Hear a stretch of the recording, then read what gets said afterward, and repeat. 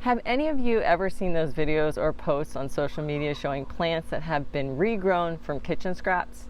Well, I've seen a ton of them, and I'm going to be honest, I have always been super skeptical that these types of things actually work. So just be aware that I am a little biased going into this video. So I wanted to test some of these out to see if they really do regrow, how difficult it is to do, and do they actually produce food. Now let's get right into it. I'm Patrina and this is my channel, Homegrown Florida. If you could please hit that like and subscribe button, this really helps me out getting feedback on the types of videos you might want to see more of.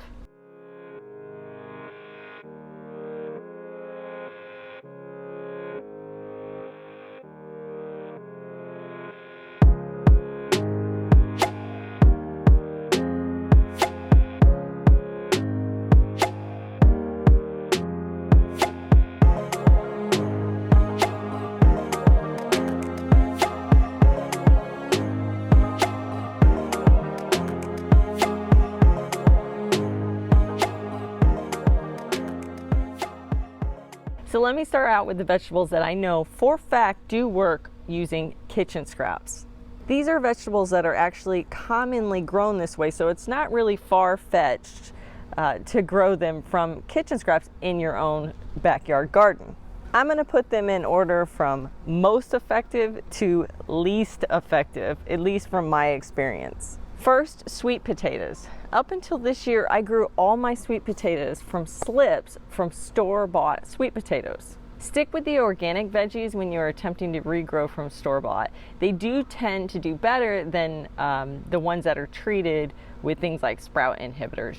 The only reason I purchased some slips this year was because I grossly underestimated how many slips I needed for my garden and my mom's garden.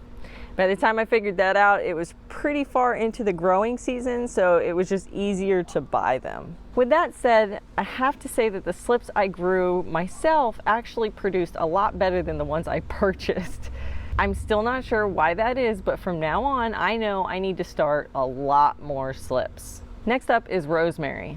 I had great success with regrowing rosemary from sprigs of rosemary that's sold in the grocery store in the produce refrigerated section. Those clear plastic packs of fresh herbs where they're still in that sprig form, I strip all the bottom leaves off and then I dip that stem in some honey and then I stick it in some potting soil in a pot. Then I pretty much ignored it for months until it rooted and took off. I actually started 5 because I had heard cuttings like this might have a low rate of success. At first they looked terrible. I assumed they died, but they didn't. After a couple of months, I had 5 whole rosemary plants. Now they are huge. When I transplanted them, I put them in my beds not realizing how big they would get, and over the last couple of years I've had to kill a few and gift out a few. One plant is plenty for our needs of rosemary. Also, it's a perennial, so once you grow it, it lives forever. Potatoes are another one that grows from store-bought veggies. Just bury them once they sprout and they can grow a bunch more potatoes. I have noticed a slight difference in yield between store-bought potatoes and seed potatoes that you buy from a nursery. The seed potatoes do grow healthier plants and that usually leads to bigger yields, but store-bought organic potatoes will grow more potatoes. Garlic is another one that I've grown before from store-bought cloves. This is the first one that I have to say is more of a myth. They do sprout and they do grow plants, but the plants were not healthy and they never bulbed. I'll put an asterisk on this one though. Florida is not known for being an easy state to grow garlic. It is possible to grow garlic here, but it does take some extra steps, and variety is a big factor. Since we don't know what variety is in the grocery store, you can't be sure they will work at home. I really think this was the reason why they didn't do well. I planted them right next to my seed garlic. I vernalized them the same, planted them the same, fertilized them the same, but they behaved very differently. About halfway through the season, most of them died. The ones that did live were super wimpy and not productive at all. I do know they were a soft neck variety based on how the whole head looked, but I didn't know what variety they were. If you are starting to grow garlic in a warm environment like mine, I strongly encourage you to try to grow Inshalum Red. This variety was pretty fail-proof for me, and they all produced really well. I'll leave a link to that video over here and down in the comments below. Now on to the new veggies I tried regrowing. I bought a whole pineapple with green onions, a full stalk of celery, a couple different types of heads of lettuce like romaine and green leaf lettuce, thyme sprigs, just like the rosemary that we discussed before, dry red beans, and fresh sugar snap peas. For the pineapple, I had a pineapple plant that my neighbor gave me that I planted when I first moved into this house, and it did produce a small pineapple which I used to top and replant. I did that a couple months ago. This is a picture of it after I cut the top off, peeled back the bottom leaves, and dipped it in water. I changed the water every few days when it started to look cloudy. It did take a while for it to finally grow some roots. Once it did, I transplanted it into this pot with some dirt. Normally, I would let it go straight out into the garden, but since we were headed into winter, I decided to just pot it up, and then I'll plant it in the spring once there's no possibility of frost. Because I wanted to be consistent with this video, I bought a whole pineapple and did the same exact thing. I have noticed some differences right away. First, the leaves of the pineapple did not stay green like this one that I rooted from the one I grew. I also noticed that the bottom part of the pineapple doesn't look the same, like where you cut it. It's hard to explain, but the one I grew myself looks drier at the base, and the one I bought looks kind of mushy. I'm not sure if this means it's going to have a tough time or not, but it's probably going to be a couple months before I know for sure. The biggest difference between these two pineapples is the time between trying to root the top and when the pineapple was harvested. My homegrown pineapple was put in water right when I harvested it. The one I bought already had browning on the leaves when I got it, so I suspect it was at least several days old or as much as 2 weeks since it had been harvested.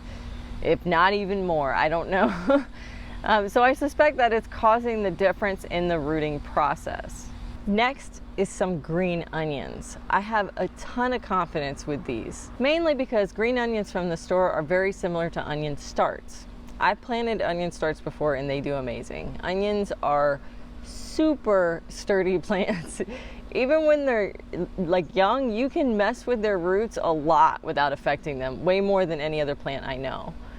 All I did when I bought these guys, they're right here. You can kind of see them, hopefully. I'll zoom in. All I did when I brought them home was cut the bottoms off, leaving it about an inch or two on the bottom. I set the root part in the water for about 4 to 5 days. And I immediately started to see the roots getting longer, and then green tops started coming from the cut part. That was my clue to move them outside and into the ground. This one is definitely a success. And to be clear though, these will not form onion bulbs. That's because these types of onions are not designed to bulb. These are green onions or bunching onion varieties, so they won't. You could try this with a regular onion and it should do the same exact thing, but these will also only regrow the greens and not another bulb. Once a bulb forms, it does not form again. They'll just keep regrowing the green onion part, which you can then harvest and it will just keep regrowing through the entire season. I didn't have a lot of faith that the celery will work, but I was willing to give it a try. Celery is not an easy plant to start from seed. It has a long growing season and it loves colder weather. Not a good mix for warm climates, so if this works out, this could be my new go-to for celery. I bought the whole celery, the kind with the leafy top, and then I cut the ribs from the stalk just straight down. But I left 2 inches off the bottom, 2 or 3 inches. And then dropped that into the water for a couple weeks. Changing the water every couple of days. I never actually saw roots form at the base, but what I did see was some new leaves forming out of the center of the stalk. That's when I planted it out into the bed, and since then, it now looks like this. We've been having some cooler weather, so I think this may do pretty well for me. I do have some celery grown from seed that is very small at this point, so once they are ready to transplant, I'm going to transplant them right next to this one to see how they compare in growth over the next couple months. Next up is two different kinds of lettuces, a regular romaine and a green leaf lettuce. I picked the ones at the store in the fresh vegetable section, not like the bagged lettuce that has the whole romaine hearts. I just felt that those would grow better. It's usually the ones where they're like spraying water on them and they're loose. They're not in any kind of packaging. I did the same thing with these as I did with the celery. Interestingly, they behaved the same way too. I never saw roots form, but leaves started to grow from the center of the base, and then I planted them out in the bed beside my other lettuces. I don't really expect it to form a whole new romaine heart, but it should definitely grow lots of loose leaf lettuce that we can use. I plan on extending my season with these in the future. During the summer, it's too hot to grow lettuce here, so I grow it in my arrow garden, but we eat salads every day, so I can't keep up with our needs. By the time it's cool enough to plant lettuce here, it's already October. Then the lettuce can take 30 to 60 days to grow enough to start harvesting. In the future, I plan on using my lettuce bottoms to jumpstart my lettuce for the year. This should give me a month or two head start. This one is definitely a win for my house. Thyme sprigs were next on my list. I've had trouble starting these from seed, so I thought it would be a fun little experiment if I tried them like I did the rosemary. So I bought them in the clear little plastic container with the fresh sprigs of thyme, and I pulled the bottom leaves off and planted it in soil in the pocket of one of my green stalks. I did 3 of them and they look pretty beat up. Just a few weeks in, but that's how my rosemary looked as well, so I'm not stressing it too much at this point. Only time will tell, but the fact that they are not dead says a lot. The next one I was super excited to try was dry beans, dry red beans. I normally buy bean seeds, but very few come in a pack, and they usually need a lot of plants for a decent harvest. So my normal approach is to plant these seeds in the fall, and when the plants start producing, I leave the pods on the plant until they're dry, and then I harvest them so that I have an extra amount of seeds for spring. This usually gives me plenty of seeds to grow lots of plants. From that point on, I normally never have to buy seeds again. So seeing if dry beans from the store would work could save me a whole season for any beans I wanted to start. You can get thousands of dry beans for just a couple dollars at the store. The downside is that you're very limited in the variety that the store has, but if you go to a store that has bulk beans, you might get a better selection. Another downside is you don't know if you're getting a vining variety or a bush variety, so I would just err on the side of caution and assume that they are vining. I see this being a huge help come next summer when I grow a cover crop of cowpeas, which in the store they're just called black-eyed peas. Cover crops help with increasing my nitrogen and my biomass in my bed. A $3 bag from the store could seed all my beds. Every bean seed did germinate when I planted the red beans, and the plants have actually started to grow, and you can start to see the buds of the flowers starting to show. I'll have to wait to see if the beans are true to seed, which just means they produce the same type of bean that they are. I'm really enjoying this one. Next up is our fresh sugar snap peas.